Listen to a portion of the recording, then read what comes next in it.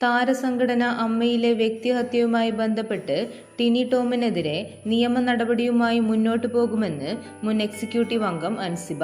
പോലീസിനും ആഭ്യന്തരമന്ത്രിക്കും പരാതി നൽകുമെന്നും ഇനി അമ്മയിൽ പറഞ്ഞിട്ട് കാര്യമില്ലെന്നും അൻസിബ പറഞ്ഞു. നാട്ടിൽ നിയമവും കോടതിയുമെല്ലാം ഉണ്ടല്ലോ എന്ന് അൻസിബ മാധ്യമങ്ങളോട് പ്രതികരിച്ചു. പോലീസ് സ്റ്റേഷനിൽ വിളിച്ചു വരുത്തി മാനസികമായി പീഡിപ്പിച്ചു. തൃപ്പൂണിത്തുറ ഹിൽ പാലസ് വനിതാ സെൽ സിഐക്കെതിരെയും പരാതി നൽകുമെന്നും അൻസിബ വ്യക്തമാക്കി. എക്സിക്യൂട്ടീവ് കമ്മിറ്റിയിൽ നിന്നും രാജിവെച്ചതിന് പിന്നാലെ നടൻ ടിനി ടോമിനെതിരെ അൻസിബ രംഗത്ത് വന്നിരുന്നു.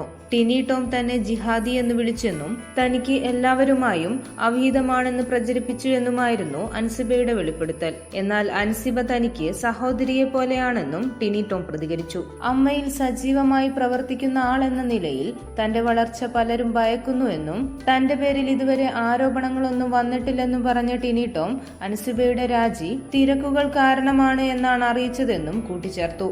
കൂടുതൽ വാർത്തകൾക്കും വിശേഷങ്ങൾക്കുമായി ഈ ചാനൽ സബ്സ്ക്രൈബ് ചെയ്യുക.